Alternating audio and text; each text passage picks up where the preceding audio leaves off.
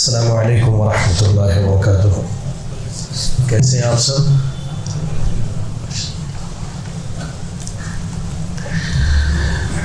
بسم اللہ الرحمن الرحیم وبہ نستعین والصلاة والسلام علی رسولہ الکریم وعلی آلہ واصحابہ ومن تبعهم بإحسان الی یوم الدین. اما بعد.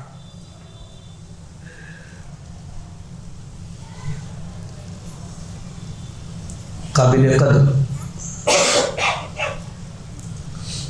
مؤقر علماء اکرام،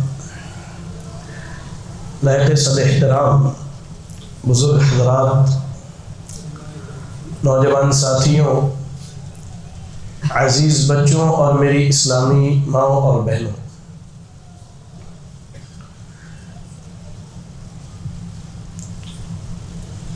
مجھ طالب علم کے لیے یہ بڑی سعادت مندی کی بات ہے کہ علماء کی موجودگی میں کچھ باتیں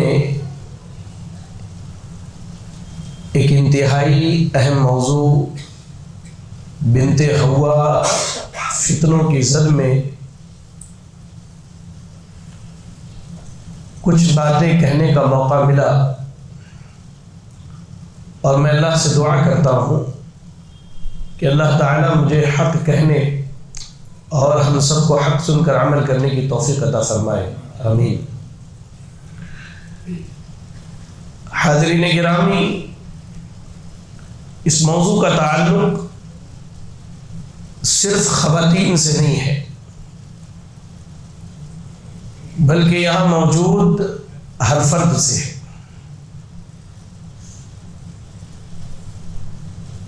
ہر فرد یہاں یا تو بحیثیت والد موجود ہے، یا بحیثیت بھائی، یا بحیثیت شوہر، یا بحیثیت بیٹے کے آج کی مجلس میں موجود ہے. اور اللہ رب العالمین نے یہ جو رشتہ داریاں بانٹی ہیں، باپ ہو، شوہر ہو، بھائی ہو، بیٹا ہو، تو کہیں نہ کہیں اللہ تعالیٰ نے اس چیز کو بھی جوڑا ہے اس سے کہ آپ کی ذمہ داری ہے کہ آپ کے ماتحت جو خواتین زندگی گزارتی ہیں ان کی اصلاح کی پرواہ سب سے زیادہ آپ کو ہونی چاہیے.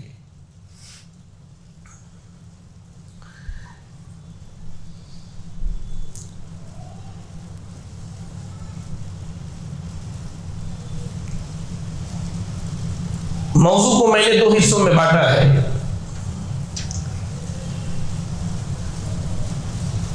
ایک حصہ فتنوں سے تعلق رکھتا ہے، اور دوسرا وہ فتنے جن سے آج خواتین دوچار ہیں بالخصوص.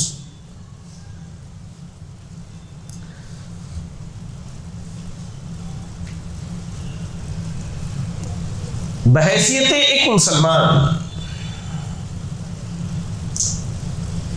کبھی نہ کبھی ہماری یہ فکر ہونی چاہیے کہ آخر یہ فتنے، یہ آزمائشیں اللہ کی طرف سے کیوں آتی ہیں؟ اللہ چاہتا بغیر آزمائے ہمیں جنت میں جگہ دے دیتا، لیکن اللہ تعالیٰ اپنے بندوں کو، اپنی بندیوں کو آزماتا کیوں ہے؟ اس تعلق سے اہل علم لکھتے ہیں کہ فتنے کا ایک خاص مقصد ہے تمحیص، کہ کھرے اور کھوٹے میں فرق کر لیا جائے.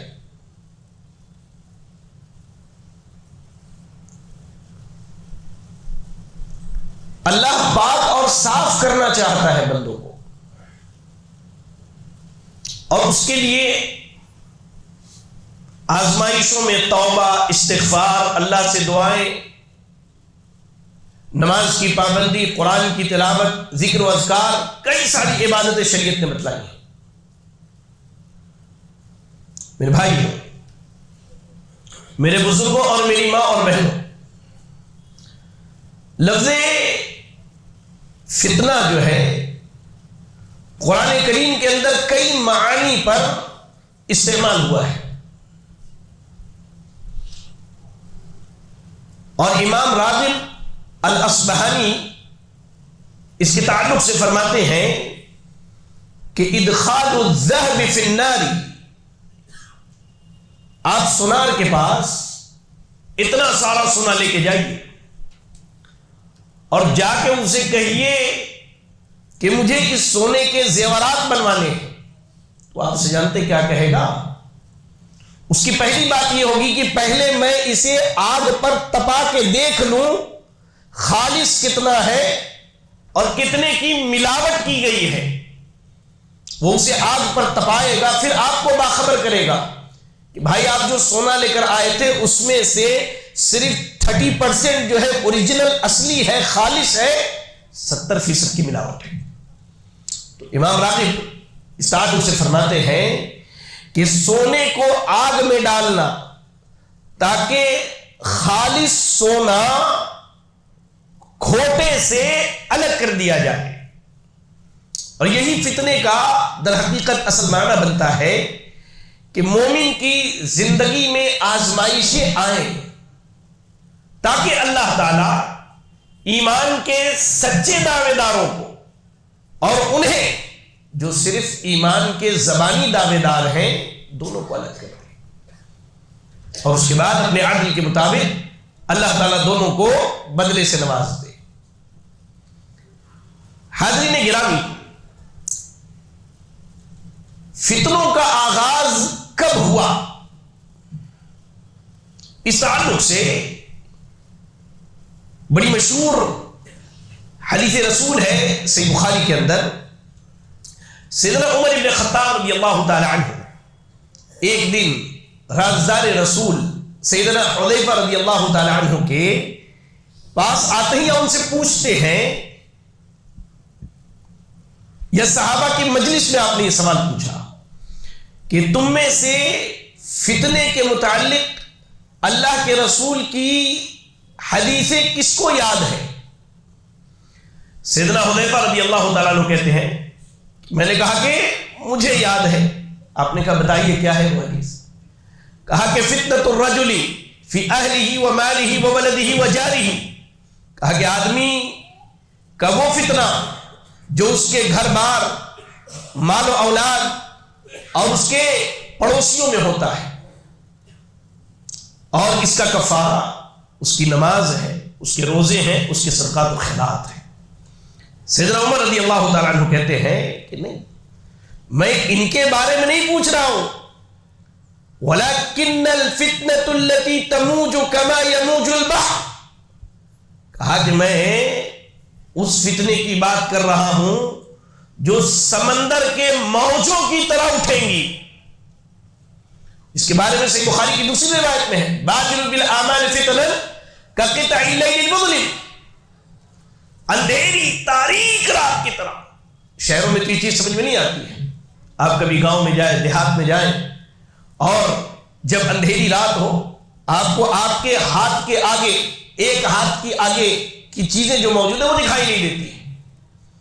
کہا کہ بالکل تاریک رات کی طرح فتنے ہوں گے، اور ہر آنے والا فتنہ اپنے سے پہلے والے فتنے سے زیادہ سخت ہوگا، اتنا سخت ہوگا کہ آدمی صبح ایمان لائے، شام ہوتے ہوتے کافر، اور اگر شام کو ایمان میں داخل ہوا تو صبح ہوتے ہوتے کافر ہو جائے گا، تھوڑی سی دنیا کے لیے اپنے دین کو بیچ ڈالے گا۔ کہتے عمر رضی اللہ تعالیٰ نہیں، میں ان فتنوں کی بات کر رہا ہوں جو سمندر کی موج کی طرح اٹھیں گی، بڑے بڑے فتنے ہوں گے۔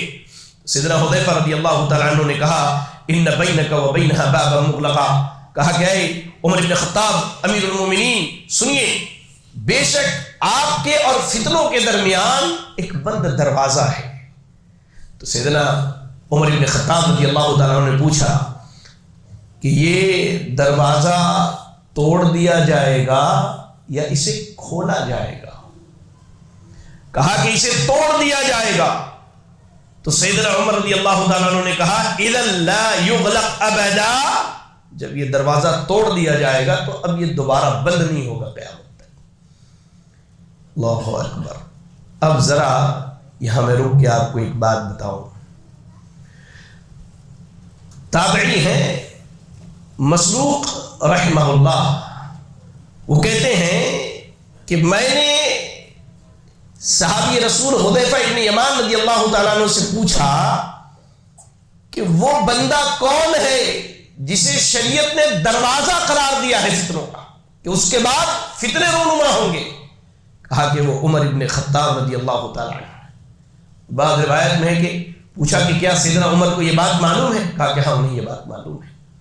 یعنی عمر رضی اللہ تعالیٰ عنہ کی شہادت کے بعد فتنوں کے دروازے آہستہ آہستہ کھلتے گئے، یہاں تک کہ شیخ محترم نے جیسا کہ ذکر کیا سیدنا عثمان رضی اللہ تعالیٰ عنہ کی شہادت ہوئی اور دین اسلام کے اندر نئے نئے اور عجیب و غریب عقائد، عجیب و غریب خیالات کے لوگ پیدا ہوئے اور انہوں نے اسلام کو کئی فرقوں میں اور چھوٹی چھوٹی ٹکڑیوں میں بانٹنے کی کوشش کی. اللہ سے دعا کیجیے اللہ ہمیں اور آپ کو قرآن و سنت اور صحابہ کے منہج پر قائم رکھیں گے. آمین. حاضرین گرامی، یاد رکھیں کہ انسان جیسے جیسے قیامت کے قریب بڑھتا جائے گا ویسے ویسے دنیا سے خیر ختم ہوتا چلا جائے گا. آپ دیکھیں سنن ابن ماجہ کی روایت ہے اور علامہ البانی رحمہ اللہ نے اس کی سند کو صحیح قرار دیا ہے. سیدنا معاویہ رضی اللہ تعالیٰ عنہ فرماتے ہیں کہ اللہ کے رسول صلی اللہ علیہ وسلم نے فرمایا لم يبق من الدنيا الا بلاء وفتنہ، کہا کہ دنیا میں صرف فتنہ اور آزمائش باقی رہ جائے گی. اللہ اکبر. اور سیدنا حذیفہ ابن یمان رضی اللہ تعالیٰ عنہ، ہم طالب علم ہیں، یہ ہماری کیفیت ہونی چاہیے جو صحابی رسول حذیفہ ابن یمان رضی اللہ تعالیٰ عنہ کی. اور میری بہنیں بھی ذرا غور سے سنیں. سیدنا حذیفہ ابن یمان رضی اللہ تعالیٰ عنہ کہتے ہیں کان الناس یسألون رسول اللہ صلی اللہ علیہ وسلم عن الخیر، کہ لوگ اللہ کے نبی صلی اللہ علیہ وسلم کے پاس آ کے خیر کے بارے میں سوال کرتے تھے کہ فلاں چیز کا اجر کتنا ہے، فلاں کیا ہے، اس کا کتنا فائدہ ہے، اس میں کتنی نیکیاں ہیں. کہتے ہیں وَكُنْتُ أَسْأَلُهُ عَنِ الشَّرِّ، لیکن میں اللہ کے نبی صلی اللہ علیہ وسلم سے ہمیشہ شر کے بارے میں پوچھتا تھا. مخافةً ان یدرکنی، میں ڈرتا تھا اس بات سے کہ کہیں میں ان فتنوں میں نہ پڑ جاؤں، اس برائی میں، اس شر میں نہ پڑ جاؤں. اللہ اکبر. اللہ اکبر.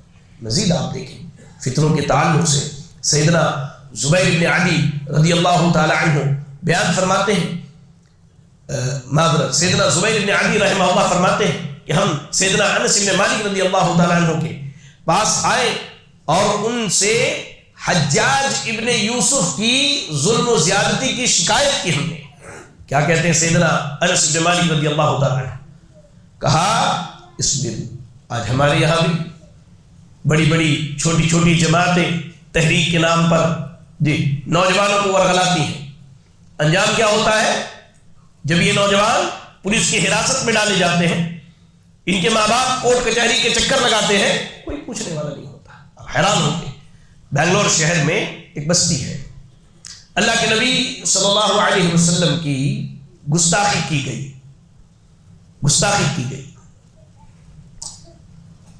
ہمارے نوجوانوں کی مثال جانتے کیسی ہے؟ پانی کی طرح ہے. ہم کو جس رنگ میں ڈھال دیا جائے ہم اسی رنگ میں ڈھل جاتے ہیں، اپنے وجود کو کھو بیٹھتے ہیں. میں بات کر رہا ہوں سلفی نوجوانوں کی، وہ اہل حدیث کہلاتے ہیں اپنے آپ. اللہ کے رسول صلی اللہ علیہ وسلم کی گستاخی کی گئی. چند تحریکی اخوانی قسم کے لوگوں نے ان کو جب ابھارا، یہ بڑی تیزی سے ابھرے اور اس کے بعد وہاں کے حکومت کے کارندوں کے خلاف ایسے ایسے کام کرنے لگے، حتیٰ کہ ایم ایل اے کے گھر کو جلانے کی کوشش کی. کیا ہوا؟ پولیس اپنا کام دکھائی، حکومت نے اپنا اثر دکھایا. آج 8 سال سے جیل کے اندر ہے. کوئی تحریکی، کوئی اخوانی، انہیں تو دور کی بات، ان کے دروازے پر ان کی خیریت پوچھنے نہیں جاتا ہے. یاد رکھیں شریعت کے یہ اصول ہیں کہ انسان جب بھی دین کے بارے میں فتنے میں ڈالا جائے، وہ علماء سے جڑ کے علم حاصل کرے اور صبر کرے، کیونکہ یہ علماء ہی ہیں جو ہم طلباء کی رہنمائی کرتے کیا فتنہ ہے اور کس سے بچنا ہے۔ عام آدمی کیا جانتا ہے؟ عام آدمی کیا جانتا ہے؟ عام آدمی کی حالت تو یہ ہے کہ ایک سیب کے اوپر لال رنگ لگا کے بیچ دیا جائے تو اسے امریکن سیب سمجھ کے خرید لیتا ہے۔ عام آدمی کا یہ عالم ہے جی۔ آپ دیکھیں لوگوں نے سیدنا انس بن مالک رضی اللہ تعالیٰ عنہ کے پاس حجاج بن یوسف کی شکایت کی، کیا کہا انہوں نے؟ اصبر، صبر کر۔ دیکھیے سنت رسول ہے، آپ کو یاد ہوگا اللہ کے رسول صلی اللہ علیہ وسلم خانہ کعبہ میں ٹیک لگا کے بیٹھے تھے، خانہ کعبہ میں کعبے میں ٹیک لگا کر بیٹھے تھے۔ بعض صحابہ نے مشرکین مکہ کی ظلم و زیادتی کی شکایت کی، آپ نے وہاں بھی کہا صبر کرو اللہ رب العالمین کے لیے، کہا اسبروا، صبر کرو، فإنه لا يأتي عليكم زمان إلا الذي بعده شر منه۔ اللہ اکبر، کہا کہ تم ابھی جس زمانے میں زندگی گزار رہے ہو یہ آنے والے زمانے سے بہتر ہے، اس کے بعد جو وقت تمہارے اوپر آئے گا وہ شر، برائی اور بڑے بڑے فتنوں کو لے کر کے آئے گا۔ اور کہا کہ حتی تلقوا ربکم، یہاں تک کہ تمہاری ملاقات تمہارے رب سے ہو جائے۔ پتہ یہ چلا کہ سیدنا انس بن مالک رضی اللہ تعالیٰ عنہ نے اس چیز کی وضاحت کی کہ بعد میں آنے والا زمانہ موجودہ زمانے سے زیادہ بھیانک، خطرناک، شر، برائی اور فتنوں کو لے کر کے آئے گا جو انسان کے دین، ایمان، عزت، آبرو، ہر چیز کی تباہی اور ہلاکت کا سبب بنے گی۔ میرے بھائی اور میرے بزرگوں، آپ ایک چیز یاد رکھیں، یہ جو فتنے ہمارے درمیان موجود ہیں، اب شاید آپ کو لگے کہ پتہ نہیں فتنہ ہے بھی کہ نہیں ہے یا بس اس طرح کی بات کی جا رہی ہے، تو آپ کو ایک حدیث رسول سناتا ہوں صلی اللہ علیہ وسلم۔ اللہ کے نبی صلی اللہ علیہ وسلم ایک دن صحابہ کی ایک جماعت کے ساتھ مدینے میں چہل قدمی کر رہے تھے، اور آپ ایک اونچی جگہ پر گئے۔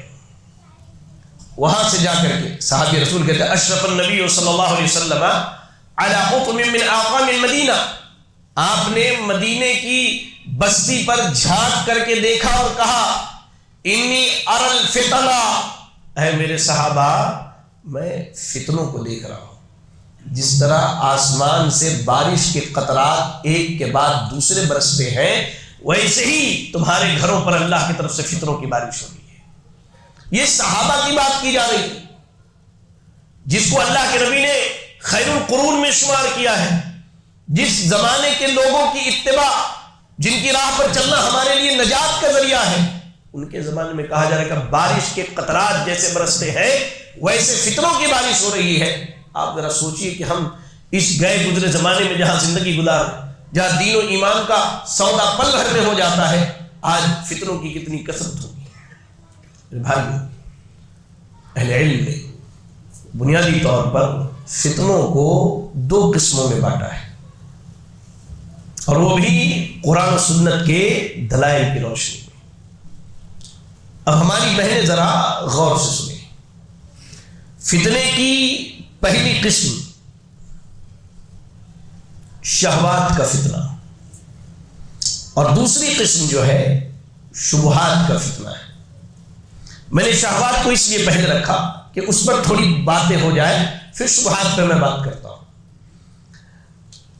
شہوات کا فتنہ یعنی انسان اپنے نفس کا غلام بن کے اللہ رب العالمین کی نافرمانی پر آمادہ ہو جائے۔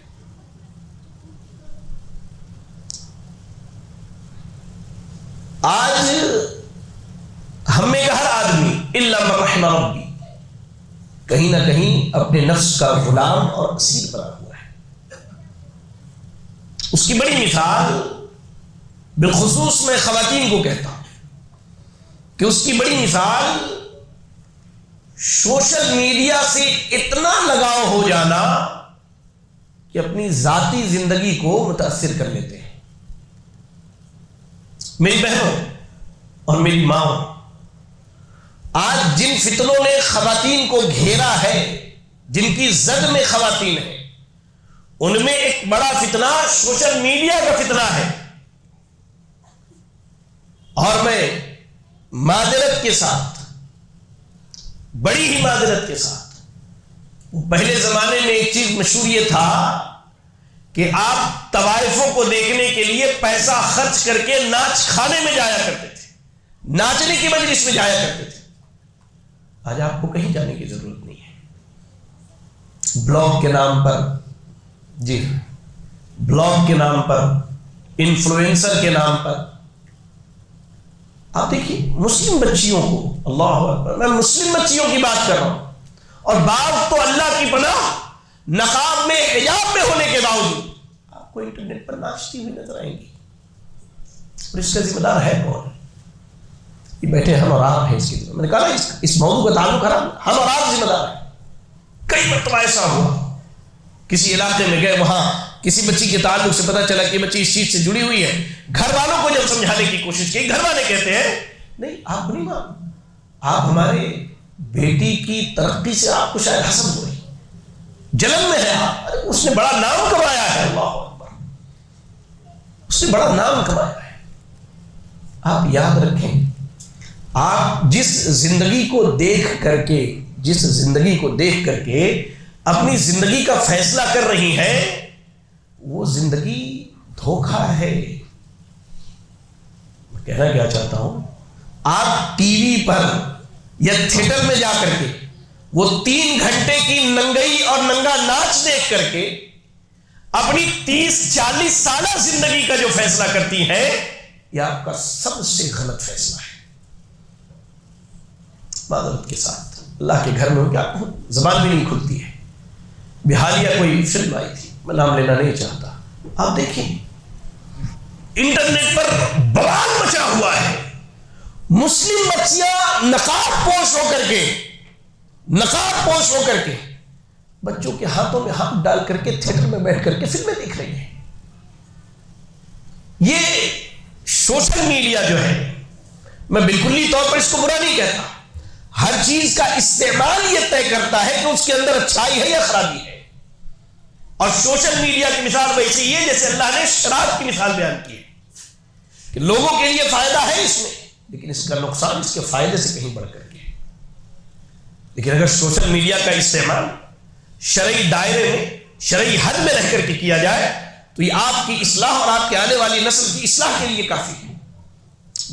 اس کی مثال دو، آپ سوشل میڈیا استعمال کرتی ہیں، آپ 24 گھنٹے میں سے 8-9 گھنٹے فون کا استعمال کرتی ہیں، اس میں آپ ریلز دیکھ رہی ہیں، آپ ناچ گانا دیکھ رہی ہیں، اس سے کوئی فائدہ نہیں سوائے اس کے کہ آپ کے آنکھ کا زنا، آپ کے نفسانی شہوات کا کہہ لیجئے کہ اتھل پتل ہونا، اور اس کے بعد جذبات کا برانگیختہ ہونا، اور آپ کا برائیوں پر آمادہ ہونا، اور اس کے علاوہ کوئی فائدہ نہیں ہے۔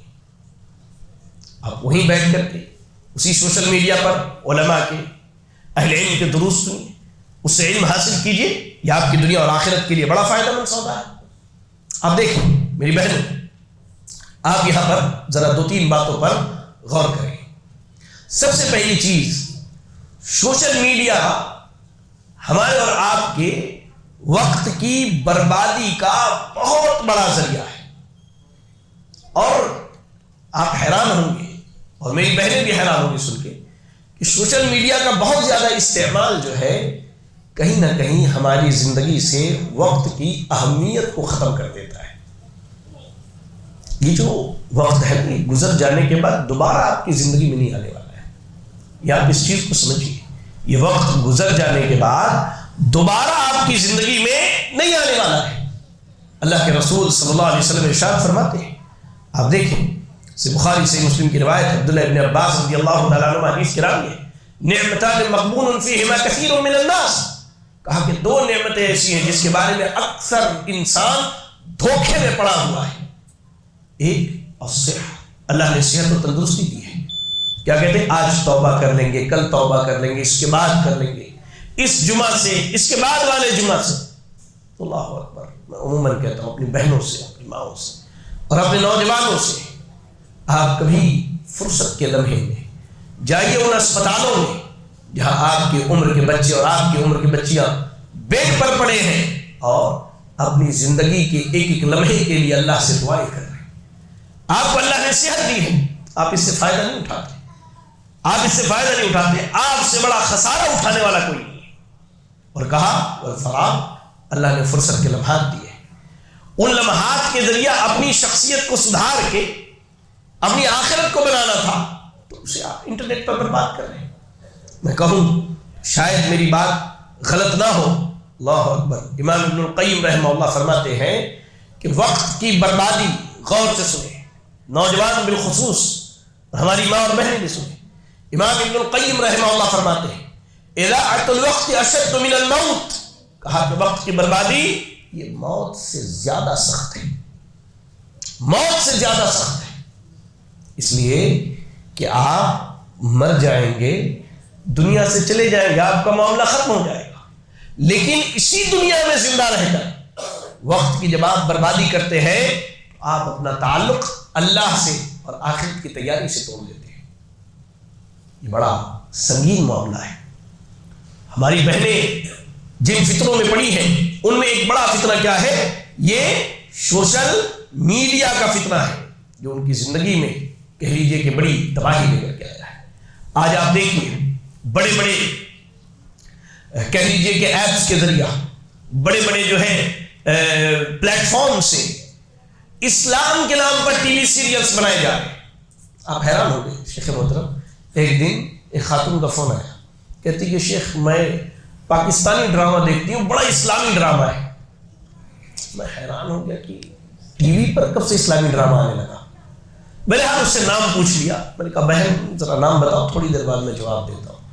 اس کے بارے میں تحقیق کیا تو پتہ یہ چلا کہ وہ اسلامی ڈرامہ اتنا اسلامی ہے کہ ایک آدمی ایک عورت سے نکاح کیے ہوا ہے اور ناجائز طریقے سے اسی کی بہن کے ساتھ زندگی گزارتا ہے۔ یہ وہ اسلامی رنگ ہے جو ٹی وی سیریلز میں دکھائے جاتے ہیں۔ اور ہماری بہنیں، ابھی آنے والا ہے آپ کے شہر سے ہی وہ بڑا فتنہ چلتا ہے، میں نے کئی مرتبہ اس پر کہا بگ باس کا فتنہ۔ اب اس میں کیا دکھایا جاتا ہے کہ ایک مسلمان کسی غیر مسلم بچی کے ساتھ یا مسلم بچی غیر مسلم مرد کے ساتھ ایک ہی بستر کو شیئر کر رہا ہے، ایک ہی حمام استعمال کر رہا ہے۔ اب یہ چیزیں، یہ میڈیا کا اثر ہماری بہنوں کے ذہن پر جب بیٹھتا ہے تو وہ ہر غیرے اور ہر ایک سے ملنا جلنا اٹھنا بیٹھنا اپنے لیے حلال سمجھ لیتی ہے، اور مزید اس پر گھر والوں کی مہربانی، اللہ آپ سب پہ رحم فرمائے، کہیے آمین، کہیے آمین۔ گھر والوں کی مہربانی، خالہ کا بیٹا، پھوپھو کا بیٹا، ماموں کا بیٹا، چچا کا بیٹا، ہاں ان سے شریعت نے آپ کی بیٹی کو پردہ کرنے کا حکم دیا ہے۔ آپ خالہ کے بیٹے کے ساتھ اسے کالج اور اسکول بھیج دیتے ہیں، ایک جگہ سے دوسری جگہ پہنچانے کے لیے چچا کا بیٹا چلا جاتا ہے، یہ وہ رشتے ہیں جو اس کے لیے حرام ہے۔ بات سمجھ میں؟ ان سے بے پردگی حرام کیا ہے شریعت نے اس کے لیے، مزید اس پر ہم یہ مزید اس پر، اور میں اپنی بہنوں سے کہتا ہوں، ماؤں سے کہتا ہوں، اللہ کے لیے اپنی بیٹیوں کو پردہ کرواؤ ان سے جس سے شریعت نے پردہ کرنے کا حکم دیا ہے، شریعت نے پردہ کرنے کا حکم دیا ہے۔ اور جو یہ کہتے ہیں، جو یہ کہتی ہیں کہ پردے کی کیا ضرورت ہے، ہمارا دل صاف ہے، میری بہنوں کائنات کی سب سے پاکیزہ دل والی خواتین سے اللہ نے پردہ کرنے کو کہا ہے۔ آپ کے دل ان سے زیادہ پاکیزہ نہیں ہو سکتے، ان سے زیادہ آپ کے دل پاکیزہ نہیں ہے۔ سیدہ فاطمہ الزہرا رضی اللہ عنہا، اللہ نے دنیا میں خوشخبری دی کہ وہ جنت میں عورتوں کی سردار ہے، اور اللہ کیا کر رہا ہے؟ یا اے نبی، اپنی بیوی اور اپنی بیٹی سے کہو پردہ کرنے کے لیے۔ میری بہنوں، یہ سوشل میڈیا کا اثر اور یہ فتنہ تمہارے لیے اتنا تباہ کن ہے، اتنا تباہ کن ہے کہ آج اگر تم اس پر وقت کی بربادی، وقت کا ضیاع کرتی ہو، یاد رکھو ایک وقت آنے کے بعد اللہ نے سورۃ المنافقون کے اندر بڑی زبردست بات کہی ہے، بڑی زبردست بات کہی ہے۔ اللہ نے کہا وَأَنفِقُوا مِمَّا رَزَقْنَاكُم مِّن قَبْلِ أَن يَأْتِيَ أَحَدَكُمُ الْمَوْتُ، کہا کہ اللہ نے جو مال دیا ہے موت آنے سے پہلے پہلے اسے اللہ کی راہ میں خرچ کر لو، خرچ کر لو اللہ کی راہ میں۔ کیوں؟ جب موت آ جائے گی، اللہ سے ملاقات ہوگی تو کیا کہے گا؟ فیقول رب لولا اخرتنی الی اجل قریب، تب یہ بندہ یہ بندی کہے گی۔ آج بارہا کہا جاتا ہے وقت کی حفاظت کیجیے، وقت کی قدر کیجیے، آج قدر نہیں ہے۔ قیامت کے دن جب اللہ سے ملاقات کریں گے تب آپ کہیں گے رب لولا اخرتنی الی اجل قریب، اللہ تھوڑی سی اور مہلت دے دیتا تو مجھے، میں توبہ کر لیتی، میں نماز پڑھنے لگتی، اللہ میں پردہ کرنے لگتی۔ کہے گا بندہ، کہے گی بندی، رب لولا اخرتنی الی اجل قریب، اللہ تھوڑی سی مہلت دے دیتا، تھوڑی سی مہلت کافی تھا میرے لیے اپنے آپ کو تبدیل کرنے کے لیے۔ اللہ تعالیٰ قرآن مجید کے ایک دوسرے مقام پر ارشاد فرماتا ہے، سورہ فاطر کی آیت نمبر 37 میں اللہ رب العالمین نے وَهُمْ يَصْطَرِخُونَ فِيهَا رَبَّنَا أَخْرِجْنَا نَعْمَلْ صَالِحًا، جہنم میں ڈالے جانے کے بعد چیخیں گے، چلائیں گے، ربنا اخرجنا، اللہ ہمیں نکال دے یہاں سے۔ اللہ اکبر۔ آج جس چیز کی قدر نہیں ہے نا، موت کے بعد اس چیز کی قدر آ جائے گی آپ کو، لیکن اس وقت اس چیز کی قدر کا احساس کوئی فائدہ دینے والا نہیں۔ کہے گا وہ بندی، کہے گی اللہ ہم نے سوشل میڈیا پر بڑا وقت برباد کیا ہے، کاش ہم نے اس وقت اپنی اصلاح کر لی ہوتی تو کیا ہوتا۔ کہیں گے اے اللہ تو ہمیں جہنم سے نکال دے، نعمل صالحا، نعمل صالحا غیر الذی کنا نعمل، دونوں بات کہیں گے۔ اللہ دنیا میں جو فساد میں نے مچایا نا، اپنی ذات پر جو ظلم کیا، وقت کی بربادی کر کے، اللہ میں اس کی اصلاح کر کے نیک عمل کر کے آؤں گی یا نیک عمل کر کے آؤں گا۔ اللہ کہے گا نہیں، تم کو دنیا میں اتنی عمر دی گئی تھی کہ ایک نصیحت حاصل کرنے والا، ایک نصیحت حاصل کرنے والی نصیحت حاصل کر لیتے، اپنی اصلاح کر لیتے، لیکن تمہیں اس کی پرواہ نہیں، تمہیں اس کی فکر نہیں تھی۔ اللہ اکبر۔ اس لیے میری بہنوں بالخصوص اور میرے بھائیوں، میرے بزرگوں، اپنے وقت کی بربادی سے اپنے آپ کو بچائیے، کیونکہ وقت کی بربادی آپ کی آخرت کو برباد کرنے کے لیے کافی ہے۔ جن فتنوں نے ہماری بہنوں کو گھیرے رکھا ہے سوشل میڈیا پر، وقت کی بربادی اور وقت کا ضیاع ہے، اس میں ایک دوسرا پہلو بھی ہے، وہ یہ ہے کہ بارہا ہم نے دیکھا اور دیکھتے آئے ہیں یہ چیز کہ بچے جیسے جیسے بڑے ہوتے ہیں ویسے ویسے ان کی تربیت کی ذمہ داری ماں اور باپ دونوں پر آتی ہے، اور میں کہتا ہوں زیادہ ماں کے اوپر ہے، کیونکہ باپ بیچارہ محنت کش آدمی ہے، وہ صبح گھر سے نکلا شام کو واپس آئے، دن بھر بچے ماں کے پاس ہوتے ہیں۔ لیکن اس سوشل میڈیا نے ایک بڑا فتنہ اور وبال یہ کھڑا کیا کہ آج اولاد کی تربیت ویسی نہیں ہو رہی جیسی ہونی چاہیے۔ اب مائیں عموماً کیا کرتی ہے، دیکھیں ہم سب اسی سماج کے حصہ ہیں، آسمان سے اترے ہوئے لوگ نہیں ہیں، ہم بھی آپ ہی کی طرح زندگی گزارتے ہیں، لوگوں سے ملنا جلنا، اٹھنا بیٹھنا ہے۔ اکثر ہم نے دیکھا ہے سفر میں، یہاں بچہ رو رہا ہے، بچی رو رہی ہے، فوراً موبائل پر کارٹونز نکالا اور لگا کے اس کو دے دیا، اب وہ سکون میں ہے، اطمینان میں ہے۔ لیکن میرا ایک سوال ہے آپ سے، یہ بتائیے کہ آپ کے گھر میں اگر آگ لگ جائے، اللہ آپ کے گھروں کی حفاظت فرمائے، آمین، آپ کے گھر میں اگر آگ لگ جائے اور وہاں بڑی عمر کے بھی لوگ ہیں، نوجوان بھی ہیں، اور کچھ بچے ایسے ہیں جو چلنے پھرنے کے قابل نہیں ہیں، بستروں پر ہیں، آپ آگ لگنے کے بعد سب سے پہلے ان کو بچانے کی کوشش کرتے ہیں، کیونکہ آپ کو معلوم ہے کہ آگ کے لپیٹ میں یہ آگ ہے تو ان کی جان چلی جائے گی۔ لیکن اکثر ماؤں کو میں نے دیکھا ہے، میری بہنوں مجھے معاف کرنا، اکثر ماؤں کو میں نے دیکھا ہے کہ اپنے بچے کی تربیت کی فکر نہ کر کے انہیں کارٹون دکھانا، انہیں ایسی چیزیں دکھانا جو وقت کے ساتھ ان کے ذہن، دل، دماغ پر اثر کر کے ان کے عقیدے کے بگاڑ اور فساد اور بسا اوقات الحاد تک لے جانے کا ذریعہ اور سبب بنتا ہے۔ کیوں نہیں آپ کو یہ فکر ہوتی کہ میں اپنے اس بچے کو جس طرح دنیا کے آگ سے بچانے کی فکر میں ہوں، آخرت کے آگ سے بچاؤں۔ اللہ رب العالمین نے تو بڑے واضح لفظوں میں کہا، یا ایھا الذین آمنوا قوا انفسکم واہلیکم نارا، اے ایمان والو اپنے آپ کو اور اپنے اہل و عیال کو جہنم کی آگ سے بچاؤ، جہنم کی آگ سے بچاؤ۔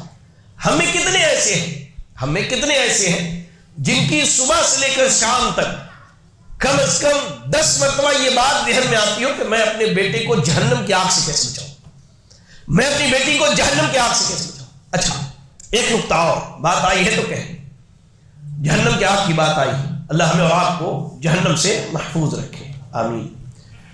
آپ دیکھیے بالخصوص ماؤں کی طرف سے. اگر والد بزد ہو تو ہم نے ماؤں کو دیکھا کہ وہ اس فتنے میں بڑی تیزی سے پڑتی ہے کہ اہل حدیث گھرانے کی بچی عقیدت توحید پر ہے، کسی سے بھی مالداری کی بنیاد پر اس کا نکاح کر دیا جاتا ہے. کیوں بھائی؟ آخر کیوں ایسا؟ ہمارے یہاں شہر حیدرآباد میں عموماً میرا رہنا وہی ہوتا ہے، تو مدرسے میں ایک طالبہ پڑھتی تھی. ذرا سنیں، غور سے سنیں. ایک طالبہ پڑھتی تھی، اچانک ایک دن اس کا فون آتا ہے اور زاروں قطار ہوتی ہے. کہتی کہ شیخ، آپ کی نصیحت کرنے کے باوجود میری والدہ کے ضد پر میرا نکاح ایک غیر اہل حدیث سے کر دیا گیا، اور میں توحید والی بچی، اللہ کی قسم اس کا جملہ دل چیرتا ہے. کہتے میں عقیدت توحید والی بچی ان لوگوں کے ضد، دباؤ اور زبردستی میں آ کر ابھی تک تقریباً 5 سے 7 مرتبہ قبر کا سجدہ کر چکی، ورنہ یہ مجھے مارتے ہیں، مجھ پر ظلم کرتے. گھر والوں کو کہتے، گھر والے کہتے کہ کرا دیا، اب تمہاری زندگی ہے، آگے کا سکون اور اطمینان سے دیکھ لو، جیسا کرتے ہیں کر لو. تو آخر کیوں ایسا؟ کیوں اپنی بچیوں کو جہنم کی آگ میں جھونکتے ہو یار مال و دولت کے لیے؟ کیوں؟ یہ مال و دولت تمہارے جانے کے ساتھ یہی رہ جائے گا، لیکن تمہاری بیٹی تمہاری آنکھوں کے سامنے گھسیٹ کے جہنم کی آگ میں ڈال دی جائے، تم برداشت کرو گے اللہ کیا؟ اپنے دلوں سے پوچھو. آپ اپنے دلوں سے یہ پوچھیں. ہماری ماں اور بہنیں بھی پوچھیں.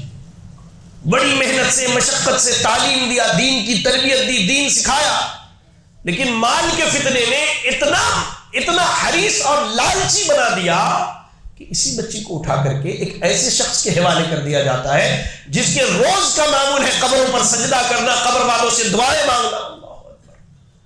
اور آہستہ آہستہ آپ کی بچی اسی رنگ میں ڈھل جاتی ہے. مجھے یاد آتا ہے امام ابن القیم رحمہ اللہ کا ایک قول. آپ فرماتے ہیں کہ اکثر و بیشتر بچوں میں جو بگاڑ اور جو فساد آتا ہے یہ ماں باپ کی طرف سے، اس لیے کہ جب وہ اس لائق تھے کہ انہیں دین کے فرائض، اس کی سنتیں سکھلائی جائیں، ماں باپ نے وقت کی بربادی، وقت کا ضیاع کر کے انہیں ضائع کر دیا. تو بڑے ہونے کے بعد یہی بچے اپنے ماں باپ کو ضائع کر دیتے ہیں. اس لیے میری بہنوں، آج کے اس پرفتن دور میں جن فتنوں نے خواتین کو گھیرا ہے، اس میں ایک بڑا فتنہ جو ہے اولاد کی تربیت سے کوتاہی. آپ ایک بات یاد رکھیں، قرآن مجید نے ایک اصول بیان کیا ہے کہ وَمَنْ أَحْسَنُ قَوْلًا مِّمَّنْ دَعَا إِلَى اللَّهِ وَعَمِلَ صَالِحًا وَقَالَ إِنَّنِي مِنَ الْمُسْلِمِينَ، کہ اس سے بہترین بات کس کی ہوگی جو کسی شخص کو اللہ کی طرف بلائے اور کہے کہ میں مسلمانوں میں سے ہوں. یہ بات ایک جنرل اور عام بات کہی گئی. آپ کسی کو بھی دعوت دیجیے، کسی کی بھی اصلاح کیجیے، اللہ نے کہا کہ آپ بہترین ہیں، بہتر لوگ ہیں، آپ کی باتیں بہتر ہیں. اب سوچئے کہ یہ اصلاح آپ اپنے خود کی اولاد کی کریں، اپنے خود کے بیٹے اور بیٹیوں کی کرتی ہیں. اگر آپ یہ اصلاح، تو اللہ تعالیٰ آپ کے لیے کتنا اجر رکھتا ہے. اور کوئی بھی ماں اور باپ جو اپنی اولاد کی تربیت کے فکر مند ہے، اگر وہ اللہ سے اس پر اجر کی امید رکھتے ہیں تو اللہ رب العالمین انہیں اس پر اجر بھی عطا کرے گا انشاءاللہ. اس لیے میری بہنوں، آج جو فتنے ہمارے سماج میں بالخصوص خواتین میں عام ہوئے ہیں، ان میں ایک بڑا فتنہ بے حیائی کا فتنہ ہے. جی، بے حیائی کا فتنہ ہے. اور کہیے تو کبھی کبھی ایسا محسوس ہوتا ہے کہ سماج میں بکنے والا نقاب و حجاب وہ بذات خود کسی حجاب کا محتاج ہے اور کسی نقاب کا محتاج ہے. شریعت آپ کو یہ حکم دیتی ہے کہ آپ اپنے آپ کو ڈھانپ کے چھپا کے رکھیں، ڈھانپ کے اور چھپا کے رکھیں. اگر آپ اپنی عزت کی حفاظت خود نہیں کریں گی تو دوسرے آپ کی عزت کی حفاظت نہیں کریں گے. اور آپ جس ملک میں زندگی گزارتی ہیں، اللہ کے فضل سے یہاں آپ کو پردے کی آزادی ہے. آپ ذرا ان ممالک کے بارے میں سوچئے جہاں حکومتی پیمانے پر پردہ کرنے والوں پر جرم عائد کیے جاتے اور انہیں جرمانہ ادا کرنا ہوتا ہے اس کے لیے. آپ ذرا اس کے بارے میں سوچیے. ہمارے دوستوں میں ایک قریبی دوست ہے, ایک بڑی کمپنی میں, ملٹی نیشنل کمپنی میں نوکری کرتا ہے, اور آپ حیران ہوں گے یہ جان کر کے کہ داڑھی رکھنے کے لیے ہر مہینہ وہ تقریباً $110 فائن بھرتا ہے اپنی کمپنی میں. سوچیے, آپ کو تو اللہ نے آزادی دی ہے نا, ہماری بیٹیوں کو اللہ نے آزادی دی ہے کہ وہ آزادی سے پردہ کرے, اپنے آپ کو ڈھانپ کے رکھے, اپنے آپ کو چھپا کے رکھے. آج بے پردگی اتنی ہی عام ہوتی جا رہی ہے, اور آپ کو اس کا اندازہ نہ ہو تو معذرت کے ساتھ کبھی آپ شادی بیاہ کے ماحول میں چلے جائیں, بالخصوص مسلمانوں کے ہاں شادی بیاہ کا جو ماحول ہے مسلمانوں کے ہاں, آپ وہاں چلے جائیں, آپ کو یہ بات سمجھ میں آئے گی کہ معاملہ کیا ہے. تو سوشل میڈیا کے نقصانات اور اس کے فتنے کے بعد جو سب سے اہم چیز ہے وہ یہ ہے کہ بے پردگی کا فتنہ ہے, اور یہ شہوات میں شمار ہوتا ہے. بے حیائی کا فتنہ ہے, یہ شہوات میں شمار ہوتا ہے. آپ کو اللہ نے پردہ کرنے کا حکم دیا ہے, آپ پردہ کیجیے, اپنے آپ کو اس سے بچا کے رکھیے. اور اس کے بعد فتنوں کی جو دوسری قسم ہے, جو میں نے کہا کہ شبہات کا فتنہ ہے, تو یاد رکھیں شہوات کے فتنے سے کہیں زیادہ خطرناک یہ شبہات کا فتنہ ہے. یہ آپ کے دین, ایمان, ہر چیز کو تباہ و برباد کرنے کے لیے کافی ہے. اور عالم یہ ہے کہ انگریزی تعلیم کی مہربانی, کوئی مجھے مجرم نہ کہے کہ میں انگریزی تعلیم کو ذمہ دار ٹھہرا رہا ہوں. جی, معذرت کے ساتھ آپ خود یہ چیز جانتے ہیں کہ آپ اپنی بیٹیوں کو, اپنی بہنوں کو جن کنوینٹ اور انگلش اسکولوں میں پڑھاتے ہیں وہاں انہیں پردہ کر کے جانے کی اجازت نہیں ہے. وہ شارٹ اسکرٹس پہن کر کے جاتی ہے, آپ کے سامنے جاتی ہے, معذرت کے ساتھ. وہ انگریزی تعلیم ان کے دل, دماغ, ذہن پر جب اثر انداز ہوتا ہے نا, تو سیدھے سیدھے الحاد کی طرف جاتی ہیں یا ارتداد کی طرف جاتی ہیں.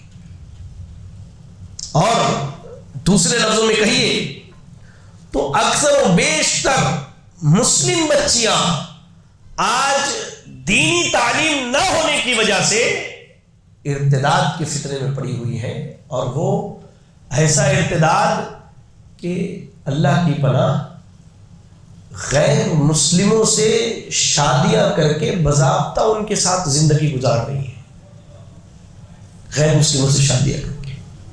اور اس کا آنکڑا آپ سنیں گے تو آپ حیران ہو جائیں گے.